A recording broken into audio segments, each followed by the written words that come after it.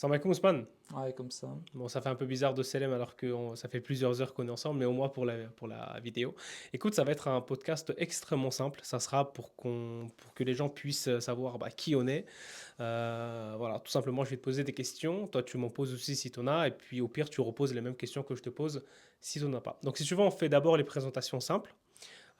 Tu me racontes qui t'es, c'est quoi ton rapport au business, quels sont tes business en général, ça fait combien de temps que tu entreprends, etc. Donc je te laisse te présenter tout simplement. Ok. Officiellement, ça fait à peu près 4 ans que je suis dans l'entrepreneuriat. Même si j'ai créé mon micro-entreprise il y a un peu plus de 5 6 ans. Parce qu'à la base, je faisais des business, mais bon, c'était pas vraiment des vrais business, des petits trucs par-ci par-là pour gagner de l'argent. À l'époque, il y a 6 7 ans, j'avais un petit business, c'était d'acheter des comptes de jeux vidéo, les revendre. En gros, je connaissais un site chinois sur lequel ils vendaient des comptes à 3 euros, 5 euros, 6 euros. Et moi, j'allais sur des groupes Facebook et je disais que j'avais des comptes vraiment avec tous les personnages qu'il y a dans le jeu pour ce qu'ils veulent, parce qu'en fait, c'est un jeu avec plein de personnages. Et moi, à chaque fois, en fonction de ce qu'ils voulaient, j'achetais un compte qu'ils voulaient avec les personnages qu'ils voulaient et je le revendais 2 3 fois plus cher. T'avais quel âge quand tu faisais ça? J'ai fait ça à 16 ans à peu près et j'ai refait ça aussi à peu près à mes 20 ans. J'ai fait 2 fois. Ok. Mais c'était pas un business où tu pouvais gagner beaucoup d'argent. C'est ceux qui gagnaient vraiment, c'est ceux qui créaient des bots pour générer des comptes et revendaient en masse. Moi, je faisais un peu du dropshipping, si on peut appeler ça comme ça. Ok. Et je pouvais gagner 100 200 euros par mois avec. Mais Ah ce ouais, qui quand était même. vraiment énervant, Ok. c'était les gens indécis qui t'écrivaient et après qui te répondaient plus, qui te demandaient plein d'informations et après ils te répondaient plus. Et en fait, au final, j'ai arrêté parce que je perdais trop de temps et même éthiquement parlant, est-ce que c'est une bonne chose? Est-ce que tu le savais déjà à ce moment-là? Je Non, pense à ce pas. C'est pour ça moment-là, que tu le faisais j'étais pas pas. dans cette vision de faire en mode halal et tout. J'étais pas en mode business halal, j'étais pas plus en mode vas-y, je me fais un peu d'argent par-ci par-là.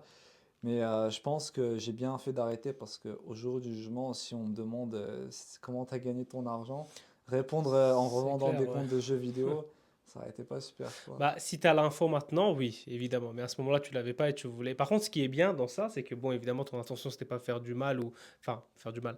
Faire un truc qui est contraire à l'islam. Par contre, ça se voit que très vite, tu as compris que tu voulais entreprendre. Hmm. Si tu as fait ça, c'était pourquoi? Pour gagner un peu d'argent ou pour te dire que, vas-y, je vais commencer ce business pour commencer à gagner ma vie, par En exemple? fait, à l'époque, mes raisons, c'était pas noble du tout. À l'époque, je voulais juste gagner de l'argent pour le réinvestir dans d'autres jeux. Ah ouais, d'accord. En gros, je faisais un business où j'achète des comptes, je les revends, et après, avec cet argent-là, je le remets pour acheter des skins dans d'autres jeux. Du coup, Ok. j'avais aucune raison noble, si c'est ce que tu veux savoir. Ouais. Mais entreprendre sérieusement, j'ai commencé il y a à peu près 4 ans. Quand j'ai arrêté de travailler, il faut savoir que moi, j'étais en boulangerie-pâtisserie. Et à ce moment-là, j'avais aussi un autre petit business qui me permettait aussi de gagner 100 200 euros par mois. C'était de faire des couvertures de livres, de romans. Je faisais un peu tout. J'étais freelance sur 5euros.com. Aujourd'hui, c'est ComUp. Et dessus, en gros, je vendais des dessins que je faisais en 5 heures, 10 heures à 5 euros, 15 euros. Et au début, je me disais, je vais pas faire cher ouais, juste pour avoir des ventes et après me faire connaître et après j'allais augmenter mes prix. Mais au final, j'ai arrêté parce qu'en fait, moi à l'époque, j'aimais trop dessiner tout ce qui est être vivant, les mangas, des personnages avec des visages et tout. Et Et tu dessinais bien en plus, hein, vraiment. C'était un truc de fou pour ton âge. Et en autodidacte en plus. en fait, j'étais passionné par le dessin depuis que je suis petit. Il y a pas, pas vraiment de raison de pourquoi j'aimais ça, mais j'aimais vraiment ça depuis que j'étais petit, dessiner des mangas et tout. Et en fait, j'ai coupé net parce que je pouvais pas m'empêcher de dessiner des visages. En fait, si je prenais un stylo dans les mains et que j'avais un papier devant moi, je me mettais automatiquement à dessiner des visages, des yeux, etc. Au final, j'ai préféré arrêter complètement. Et j'ai arrêté, et à ce moment-là, c'est quand j'avais à peu près fini de travailler. Et à ce moment-là, j'en avais marre du salariat. J'en avais marre de me lever, de rentrer chez moi fatigué. Tous les jours, c'était répétitif. Et à ce moment-là, en fait, quand je travaillais en boulangerie-pâtisserie, mon objectif, c'était d'ouvrir une boulangerie. J'avais un peu déjà une vision business, on va dire, mais c'était pas comme on le pense maintenant avec ce qui est en ligne et tout. C'était vraiment physique. Et après, quand j'ai arrêté de travailler, à ce moment-là, le seul gars que je connaissais dans le business à ce moment-là, qui faisait un business en ligne, c'était Yomi Denzel. C'est le plus connu. Et moi, je me suis pas cassé la tête à me demander si c'est un scammer, pas scammer. C'était le seul que je connaissais. J'ai regardé son webinaire, j'ai acheté sa formation et je me suis lancé tout simplement. Et depuis, ça fait à peu près 4 ans maintenant, depuis que je me suis lancé. Ok, 4 ans. Et ça fait combien de temps à peu près que tu commences à en vivre correctement? C'est-à-dire que, ou t'es pas, en plus toi tu es marié depuis un an maintenant. Ça fait combien de temps tu dirais à peu près que t'as pas besoin de faire un travail classique à côté? Moi, quand j'ai commencé sa formation à Yomi Denzel, je vais faire étape par étape. Pendant 4 5 mois, j'avais presque pas fait de vente. J'avais fait 4 ventes, mais à perte parce que je faisais du dropshipping avec les ads. Du coup, à l'époque, je savais pas que le dropshipping c'était haram, mais du coup, je faisais du dropshipping. Et ça m'a pris 4 5 mois pour faire mes premières ventes, mais à perte, parce que j'ai dépensé plus en ads que ce que j'avais gagné. Et j'ai arrêté l'e-commerce à ce moment-là, pour me lancer dans la création de contenu. J'avais lancé un compte où je racontais les histoires des Sahaba, des prophètes, etc. Et à ce moment-là, quand j'ai lancé le compte, ça a vite percé et j'avais obtenu la monétisation sur TikTok. Et je vivais de ça. Mais ça a vite chuté en fait. Au début, le premier mois, j'avais fait 800 euros. Deuxième mois, j'avais fait, je crois, 700, 500, 300 et 100. Et après, ça faisait que de chuter. Et au final, je me suis dit, je peux pas vivre de ça. Il faut que je refasse un business. Et je me suis relancé dans l'e-commerce. Donc, du jour où je me suis lancé dans l'e-commerce avec la formation à Yomi jusqu'à là, ça faisait quasiment déjà un an. J'avais fait 6 mois d'e-commerce, j'ai arrêté. J'ai fait 6 mois de création de contenu, monétisation TikTok, etc. 6 mois. Et après, j'ai arrêté et je me suis relancé dans l'e-commerce. Du coup, là, j'ai lancé une boutique en e-commerce avec du stock, pas de dropshipping, pas d'ads, full organique, 100% organique. Et là, dès le premier mois, dès les premières semaines, j'ai fait mes ventes sans être à perte, parce qu'avant, j'étais à perte en dropshipping. Et dès le premier mois, j'ai commencé à être rentable. Et pendant un an sur cette boutique-là, j'ai vécu de cette boutique-là. Tous les mois, j'étais rentable. Il n'y a pas eu de mois où j'étais à perte ou que je gagnais pas d'argent. Et ça, c'est l'avantage de l'organique, c'est qu'une fois que tu as une audience, une fois que tu as une communauté, et que tu as trouvé ton angle marketing et que tu répètes ton angle marketing, bah, tu peux gagner de l'argent tous les mois. C'est pas comme dans les ads où tu Exact. peux être à perte, tu dépenses plus en ads et tu peux te retrouver perdant au final ou ne pas C'est gagner d'argent certains mois. c'est sûr, bah, c'est une stratégie à absolument tester en 2026. Bon, peut-être qu'il y a des personnes qui ne savent pas exactement c'est quoi l'organique. Donc, bon, si vous ne savez pas, en gros, l'organique, c'est quand, du coup, tu comptes sur les réseaux sociaux pour faire percer tes vidéos, tout simplement. Mm. Donc, en ads, tu es obligé de payer pour que la vidéo soit visionnée. Mais en organique, en fait, tu filmes tes vidéos d'une certaine manière, de sorte à ce que, bah, que ça soit directement les réseaux qui le mettent en avant. L'avantage, c'est que du coup, bah, tu économises énormément d'argent, sachant que du coup, tu sais aussi bien sûr que au minimum, il faut pas y poster une fois par jour. Sachant qu'en plus, moi, chez moi, mes vidéos, ils sont à 149 euros, à peu près en moyenne. En plus, Mm. en ce moment, je les ai augmentés, mais ça, c'est en ce moment, c'est pour des grosses marques, tu vois. Alors, c'est des bons prix par rapport à ce que je fais, sans vouloir me vanter ou quoi. Mais t'imagines, toi, payer une vidéo par jour à 150 euros, c'est pas possible. Sachant que la règle, c'est de poster une vidéo par jour.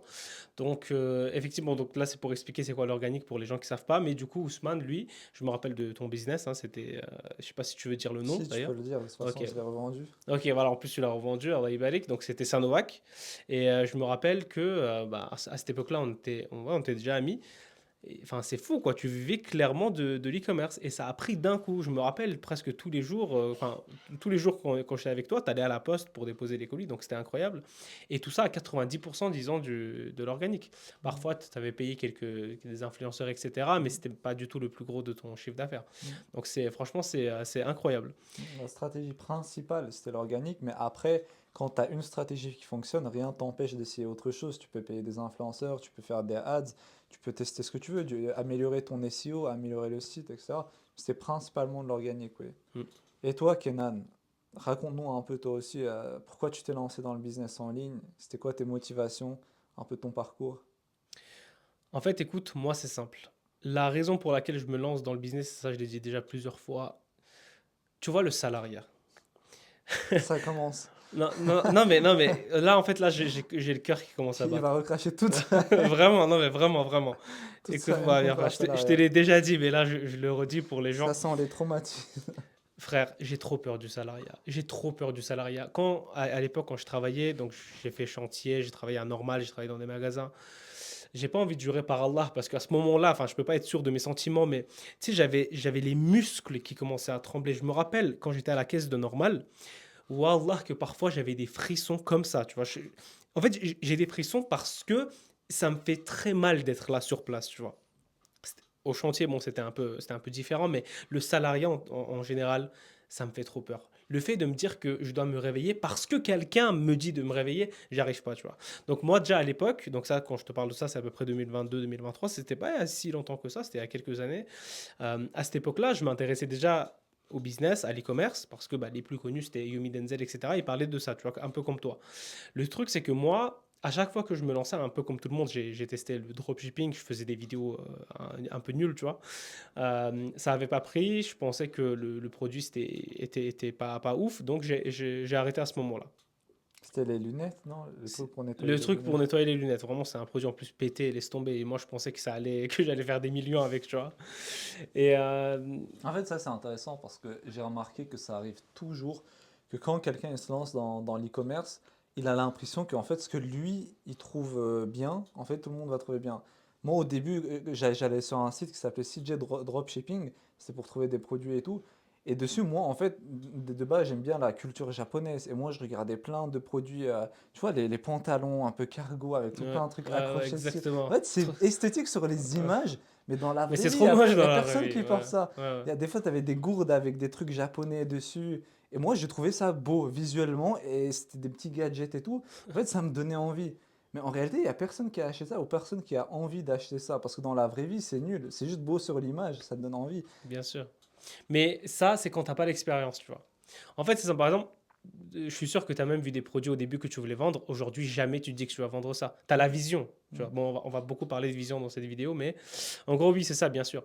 Et du coup, donc à cette époque-là, quelques mois plus tard, j'ai. En fait, ce qu'il faut savoir, du coup, pour les gens, c'est que nous, on était potes avant, quand on était petits, hein, déjà, à l'époque du collège. On s'est perdu de vue. Et ensuite, du coup, on a recommencé à retraîner ensemble. Cette époque-là, du coup, à ce moment-là, c'était à peu près début 2024, tu m'as conseillé de faire un business. Tu m'as dit, écoute, tu sais faire de la création de contenu à peu près, tu as toujours aimé la photo, la vidéo. À ce moment-là, tu m'as dit, regarde, moi, je suis en train de faire un business en ce moment, c'est faire des vidéos pour des e-commerçants. C'est ce que tu faisais pour Ilage et toi à l'époque déjà. Et, euh, et tu m'as dit, bah vas-y, fais ça. Et je sais pas pourquoi, moi, à la base, ce qu'il faut savoir, tu le sais, mais je suis un flemmard, tu vois. À la base, je fais quelques fois et je laisse tomber dès que ça marche pas. Mais là, je sais pas pourquoi, je me suis dit, vas-y, je vais aller jusqu'à la fin. Mm. Donc, j'ai commencé à être sérieux. Tu m'as beaucoup aidé au Moi, je début. sais pourquoi tu as eu envie de continuer. Parce Dis-moi. que tu avais déjà un client. Parce que je t'ai Ah délégué. oui, c'est vrai, oui, En fait, je t'ai délégué exactement.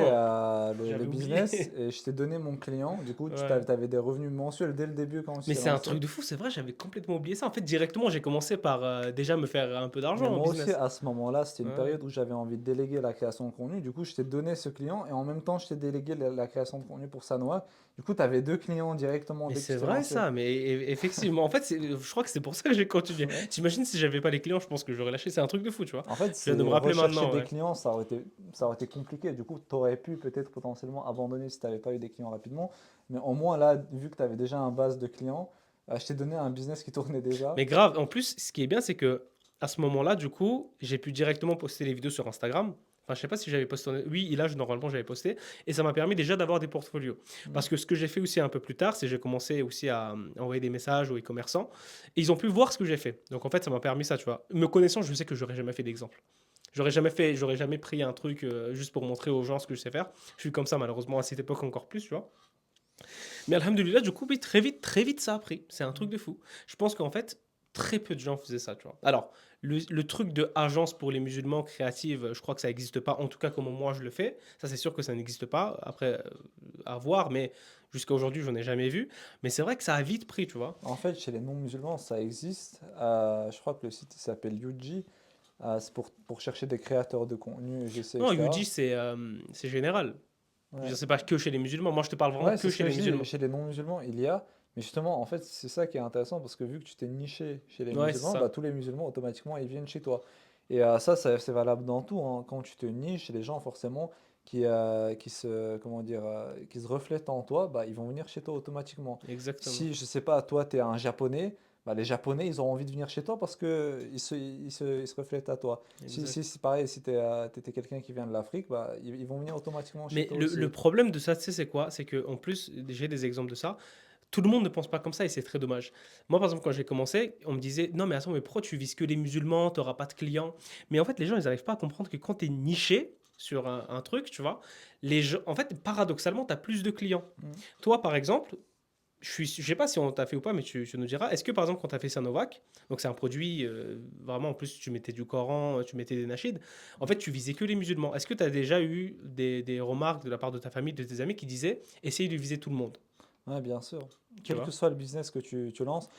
C'était pas que viser tout le monde. On me demandait de rajouter des produits sur mon site. On me disait: «Pourquoi tu rajoutes pas des tapis de prière? Pourquoi tu Mmh rajoutes pas les mh. bocaux pour faire les hijama?» Je m'en rappelle et à chaque fois, on me demandait de rajouter des produits, mais ils comprenaient pas que si je rajoute des produits, bah, en fait, mon seul élément différenciant, il disparaît. Moi, ce qui me Exact, différencie, c'est que je suis considéré comme un expert des siwaks. Mais si je commence à vendre tout, je deviens une maktaba. Mais des maktabas, il y en a déjà plein. Alors pourquoi les exact. gens, ils s'achèteraient chez moi que chez les autres? Mais bien sûr et ça, les gens, ils sont pas assez éduqués et pour faire comprendre, j'ai vu quelqu'un en parler justement aussi sur Instagram. Il dit par exemple: «Imagine tu es dehors et que tu as envie de manger des sushis.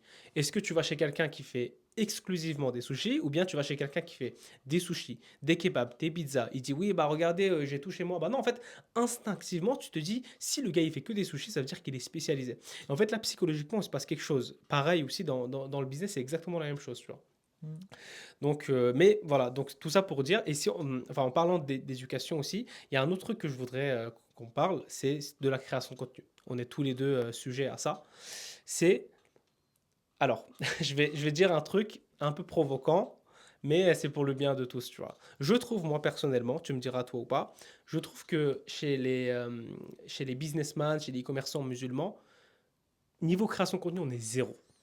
Zéro, mais zéro. Je suis Et d'accord. le truc, c'est que le plus gros problème dans ça, c'est que la plupart, ils se rendent même pas compte que c'est nul. Exemple, par exemple, moi personnellement, combien de fois j'ai vu des e-commerçants tester des produits, leurs produits étaient très bons, vraiment très très bons. Ils faisaient quelques créas et je voyais que les créas étaient pas bonnes, tu vois. Et ils abandonnaient pardon, leurs produits en pensant que le produit était pas bon. Alors qu'en fait, c'était l'inverse, c'était la création de contenu qui était pas bonne. Qu'est-ce que toi tu penses de ça? Qu'est-ce que tu as à dire, toi, aux musulmans qui commencent l'e-commerce et qui n'ont pas cette compétence? Est-ce que c'est important, pas très important, très important? Bah, je suis d'accord avec toi, mais après, c'est pas forcément que chez les musulmans, mais on voit souvent ça chez les musulmans. Je me demande si c'est pas parce que la plupart des personnes qui se lancent dans... Enfin, c'est plus le cas maintenant, mais la plupart du temps, c'est des personnes âgées. Et ces personnes-là, ils n'ont pas trop la vision de tout ce qui est identité visuelle, faire les choses beaux sur les réseaux sociaux. Eux, ils filment avec leur téléphone, leur vieux téléphone, et ils font pas trop attention à la qualité. Mais nous, les jeunes, je trouve qu'on fait de plus en plus attention, parce que nous, on a une certaine vision je sais pas comment appeler ça, de la beauté des réseaux C'est sociaux, clair. de Après, ça l'identité dépend des visuelle. jeunes, hein, parce qu'on Et on ça, voit. ça dépend de chacun. Par exemple, je trouve personnellement que les femmes, elles ont plus cette vision de faire les choses beaux que les hommes. Mm. Quand tu vas sur un compte e-commerce d'une femme, tu verras qu'elle aura tout bien agencé, il y aura des miniatures, il y aura des polices d'écriture qui seront beaux, alors que les hommes, un peu moins, je trouve. Mais sinon, c'est souvent le cas avec n'importe quel débutant, quoi, des débutants dans le business. Et nous, Mm. les musulmans, on n'est pas assez développés, je trouve, dans le monde du business. Et ça arrive très souvent que quand tu vois sur un compte d'un frère qui fait de l'e-commerce, ce sera pas très beau visuellement. Il y en a, ça fait des années, ils font de l'e-commerce et c'est pas très beau. Donc, ouais, mais c'est un peu tout le monde, c'est les musulmans et les non-musulmans. En tout cas, les débutants qui commencent. C'est souvent les débutants, ouais. Mais en fait, le problème, c'est que quand tu commences, il y en a plein, ils vont pas essayer d'améliorer. Ils vont rester stables, ils vont faire le même contenu sans se remettre en question, essayer de comprendre qu'est-ce qui va pas. Quand tu commences à te poser des questions de qu'est-ce qui va pas, tu commences à te demander est-ce que c'est les polices d'écriture qui sont mal placées? Est-ce que la personne n'a pas réussi à bien lire? Mm. Par exemple, moi, quand je fais une vidéo, ces derniers temps, j'ai commencé à me demander si je mets le texte au-dessus de la vidéo, est-ce que la personne, juste, elle n'a pas la flemme de lever les yeux pour regarder le texte? Du coup, je le mets au centre. Et c'est un truc qui te fait évoluer. En fait, C'est ça. j'ai découvert ça parce que moi-même, j'étais en train de scroller.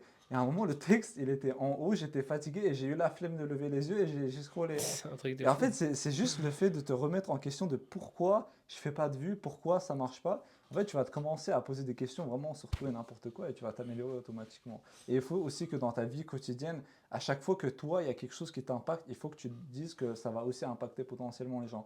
Toi, peut-être que tu n'as pas bien vu quelque chose sur la vidéo, bah, tu vas dire que les autres non plus ne vont pas forcément bien le voir et tu Exactement. vas essayer de ne pas le reproduire dans ta vidéo. C'est pour ça qu'il faut toujours essayer de, comme tu le dis souvent, constamment en train d'analyser ce qui nous entoure. Bah, en fait, j'allais exactement parler de ça. En fait, j'allais dire que là, tu as donné l'exemple parfait pour pouvoir parler d'un autre sujet maintenant. Tes exemples étaient vraiment parfaits parce que ça prouve littéralement que cet état d'analyse permanent, qu'on va en parler juste après, est obligatoire aujourd'hui. C'est-à-dire que toi, comment tu t'améliores? Tu nous as donné une des techniques, c'est tu analyses. Tu as vu que chez toi, ça n'a pas marché. Alors, dans ce cas-là, soit tu vas éviter, soit tu vas faire du testing. En tout cas, tu as été dans cette analyse. Et puis, derrière, ça te permet, toi, de t'améliorer. Nous, du coup, c'est une bonne chose. Comme ça, on peut en parler aussi. On a fait une formation. On a fait une Mhm. formation. On a fini quand maintenant? Il y a Un mois. un mois déjà? Ok. Donc, on a fait une formation dessus. Et l'analyse, c'est un des premiers cours. Moi, j'en parle. Et je pense, moi, sérieusement, que c'est une des choses qui font que tu vas t'améliorer au plus vite. Mhm. Ça peut être tout et n'importe quoi.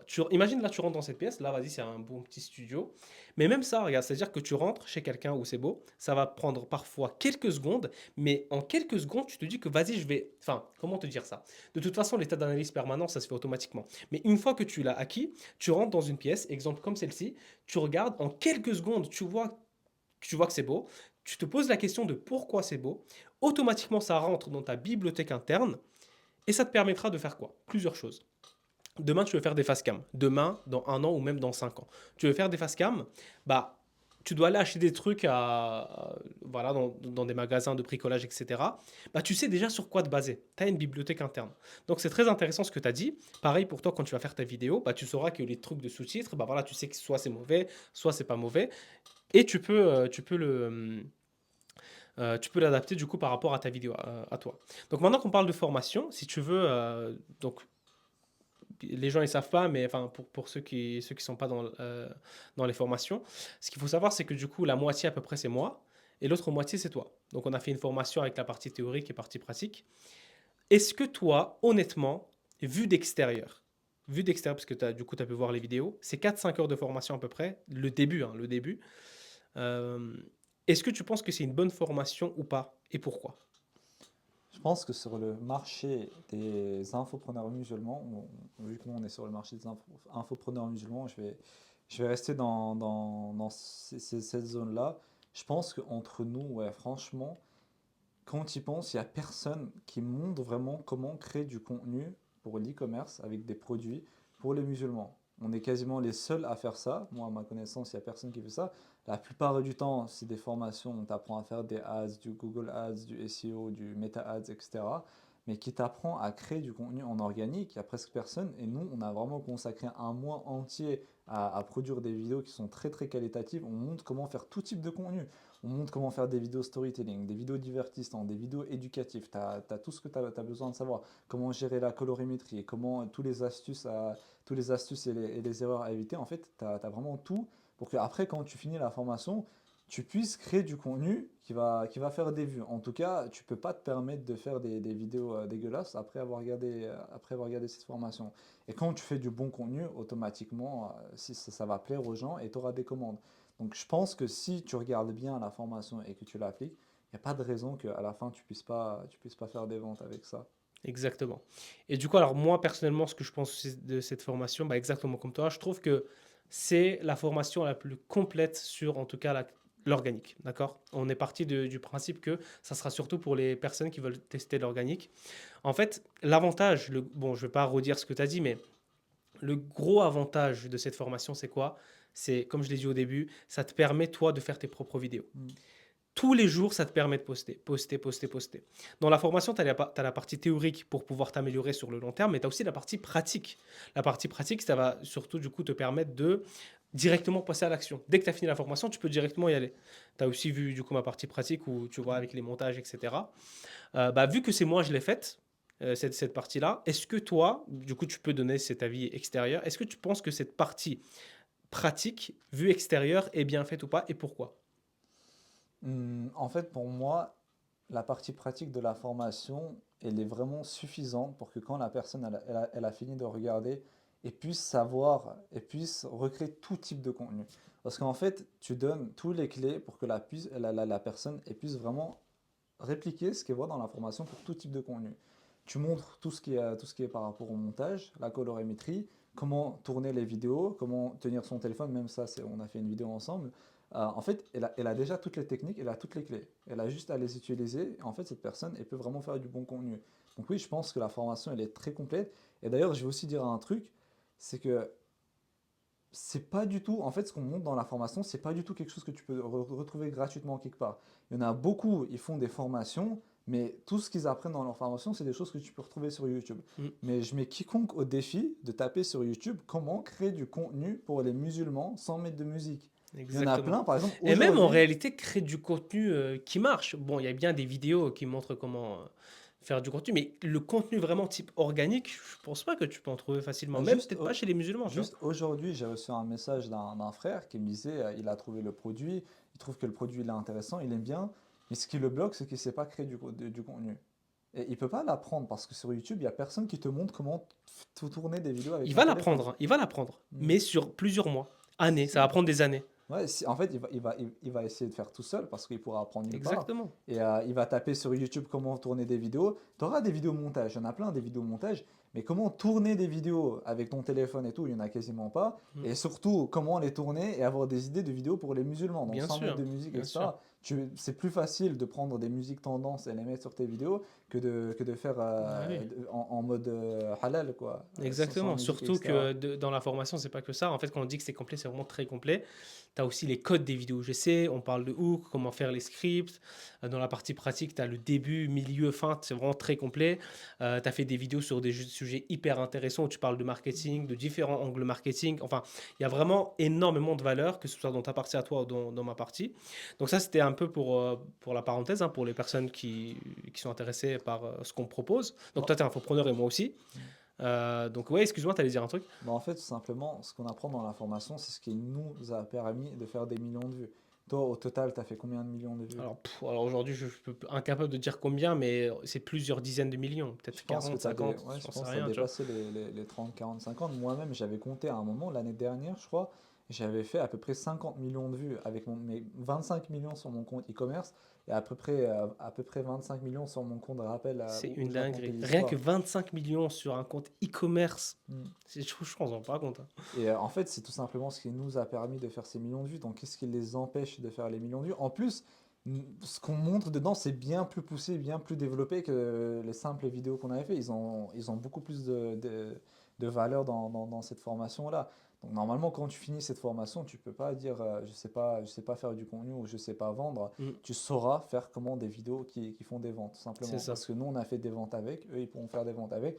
Et même, on est beaucoup à avoir fait des ventes avec. Il y a moi, il y a toi, il y a tous les autres frères Mm, qui ont des e-commerce basés sur la niche des produits pour musulmans. bien sûr.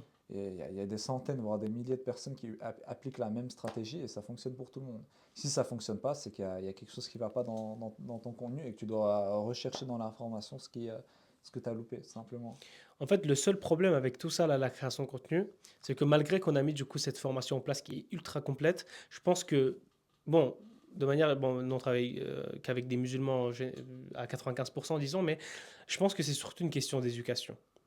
C'est-à-dire que les musulmans aujourd'hui ne sont pas éduqués à ça. Ils pensent que le plus important, c'est par exemple trouver le produit, faire le site internet. Alors évidemment, c'est extrêmement important, mais sauf qu'il y a encore autre chose qui est encore peut-être pas plus important, mais autant important, c'est la création de contenu. Pourquoi? Parce que tu peux avoir le meilleur des produits si tu sais pas faire du contenu. Comment tu veux espérer vendre ton produit? Tu peux avoir, je sais pas moi, tu vends des montres, disons. L'exemple le plus courant. Tu vends des montres et c'est la meilleure montre sur le marché par rapport au prix que tu proposes. Jamais tu arriveras à le vendre, à les vendre, si ta création de contenu n'est pas bonne. Donc en réalité, oui, on peut même dire que la création de contenu, c'est encore plus important que le produit, tu vois. Mm. À part si vraiment le produit, même si tu filmes de manière très nulle, tu peux le vendre parce que ça répond à un énorme besoin. Donc ça aussi, c'était du coup une petite parenthèse. De toute façon, aujourd'hui, si tu te lances dans un business en ligne et que tu veux devenir indépendant géographiquement, tu es obligé d'apprendre la création de contenu. Obligé. Je sais pas si tu as déjà vu des vidéos, y a des vidéos en mode mème où la personne est dit, tu découvres que en fait, quand tu te lances dans ton business, tu es obligé d'apprendre la création de contenu. Euh, T'as beau savoir faire les meilleurs sites du monde, si tu fais pas de création de contenu, tu les vends pas. c'est Tu ça. peux être le meilleur programmeur, tu peux être le meilleur, je sais pas, vidéaste, tu peux être le meilleur e-commerçant, enfin, ouais, e-commerçant aussi. si tu sais pas faire de la Et création de contenu, commerçant dans le sens si tu as le meilleur produit et que tu arrives c'est à ça. En fait, trouver des produits comment tu vas gagnants, ouais, vendre ce produit? Si tu es c'est ça. commerçant, ok, je comprends, tu pas besoin de création de contenu, mais même en étant commerçant, c'est utile. Ta stick Ah, Fousti, grave. c'est devenu connu comment? C'est devenu connu avec les C'est réseaux que du sociaux. marketing. Alors c'est bon, hein, bien sûr, c'est bon comme un milliard de restos. Mais surtout, c'est du marketing gratuit. Mm. Faire la création de contenu, ça te coûte rien. À l'époque, quand il n'y avait pas les réseaux sociaux, ils devaient dépenser, je sais pas combien de millions pour les publicités à la télévision, pour se faire connaître. Aujourd'hui, tu as les Exactement. réseaux sociaux, c'est de la publicité Organique gratuite. full. C'est comme si Full, que, full.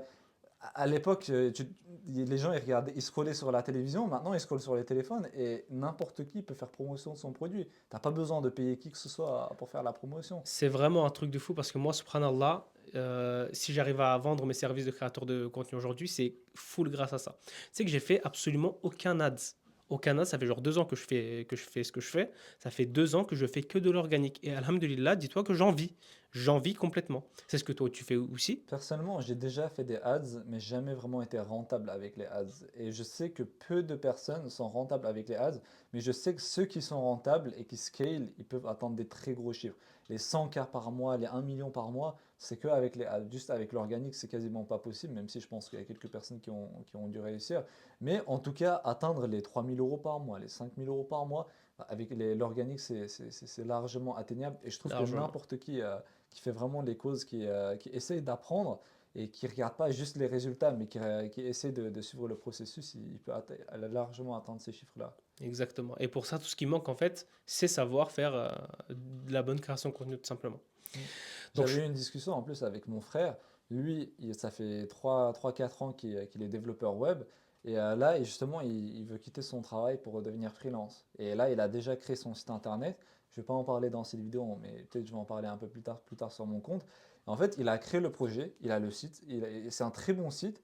Mais maintenant, il fait comment pour vendre?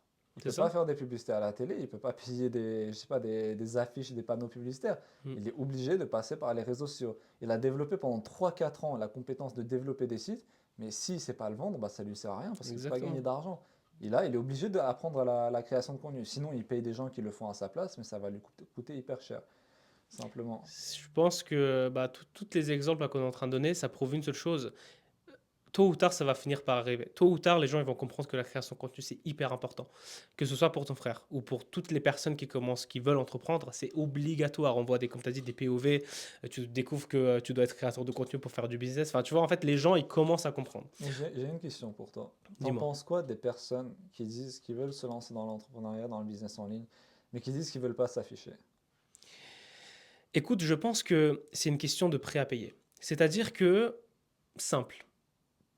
Moi, je vais pas voir la question comme ça. Moi, je vais plutôt te dire, est-ce que tu montes ta tête contre ta liberté géographique? Est-ce que tu t'oserais montrer ta tête, évidemment sans faire le guignol, mais derrière, je te dis que tu peux aller faire ta hijra dans ton pays d'origine, tu peux aller à Dubaï, tu peux aller en Malaisie, tu peux commencer à gagner, à générer plusieurs milliers d'euros par mois. Donc en fait, moi, je pense que une fois que la personne va se rendre compte que montrer sa tête, c'est un gros, gros potentiel, parce qu'avec en montrant sa tête, tu peux faire du personal branding, etc. Je pense qu'à partir de ce moment-là, tu lui poses la question comme ça, la personne va changer d'avis. Donc, je pense que montrer sa tête, c'est hyper important. Certaines personnes vont parler deuil, etc. Et puis d'autres auront d'autres convictions. Ça, je peux comprendre. Mais simplement parce que non, mais je ne veux pas montrer ma tête parce que je sais pas, parce que c'est trop la honte, parce que montrer sa tête sur TikTok, ça fait pas homme. Je Mm. suis pas du tout d'accord. Tu peux faire le guignol sur TikTok, sur Instagram, ça existe, mais tu peux aussi ne pas le faire. Donc c'est très très important de se Moi, montrer. personnellement, je pense que la plupart du temps, c'est juste de la peur. La peur du regard des autres. Quand tu réfléchis simplement, il n'y a aucune conséquence négative en fait. Tu as énormément de personnes qui sont très respectables, qui s'affichent sur les réseaux sociaux, qui donnent beaucoup de valeur, qu'on suit et qui sont, Inch'Allah, récompensés pour les bienfaits qu'ils font sur les réseaux sociaux. Et en fait, je trouve que c'est juste de la peur du jugement, la peur du regard des autres, le peur que la famille se moque de toi, que tes parents ils disent ça, que tes frères ils se moquent de toi. Et moi, je suis le mieux placé pour dire ça parce que j'ai grandi dans une famille tchétchène. Et chez les Tchétchènes, c'est extrêmement mal vu de s'afficher sur les réseaux sociaux. Et tu vas commencer à te faire juger par tout le monde, par ta famille. Au début, quand j'ai commencé à m'afficher, je savais les polémiques qu'il y a eu dans ma famille. Je sais, ouais, on en avait parlé à l'époque déjà. Mais quand tu y réfléchis, ça c'était au début, hein. Après, ils ont même commencé à me donner des conseils pour des vidéos, etc. Et c'est toujours comme ça. Au début, c'est gênant, tu C'est connais un la truc de fou, fameuse ouais. phrase, c'est gênant, et dès que tu réussis, on te Exact. demande comment tu as fait et on te donne des conseils. Mais c'est toujours comme ça. Mais quand tu réfléchis, c'est quoi les conséquences au final? Il n'y a personne qui veut ma mort. Il y a personne dans la rue. Il y en a, ils pensent qu'ils vont devenir des stars dans la rue. Tout le monde va les reconnaître. Peut-être par mois, il y a une personne qui me reconnaît. C'est ça. Même des fois, deux, trois mois, il y a personne. Il y Et a peut-être. pourtant, tu montes ta tête et Mm. tu gagnes de l'argent littéralement parce qu'on te voit, tu vois. C'est littéralement ça, tu vois. Tu vas pas non plus devenir un Squeezie ou un Inoxtag non plus. Tu Mhm. vas juste devenir un gars qui a fait un peu de vues sur les réseaux sociaux. Et peut-être dans l'année, il y a deux, trois personnes qui vont dire, ah, c'est toi le gars sur Instagram. Mais c'est quoi les conséquences négatives? Tu vas sourire, tu vas même rentrer chez toi, tu vas dire à ta famille, il y a quelqu'un qui m'a reconnu, tu vas le dire à Mais tes potes. surtout, quelles sont les conséquences positives? Ok, une personne t'a reconnu, mais derrière, littéralement, comme je disais avant, bah, tu vends tes services grâce à ça. Mm. Aujourd'hui, si tu vends tout ce que tu vends, que ce soit en e-commerce ou quoi, c'est parce que quelque part, tu montres aussi ta tête. Et les gens ont plus confiance quand tu montres ta tête. Donc ça, c'est sûr que se montrer, surtout en 2026, il faut savoir casser parfois ses peurs.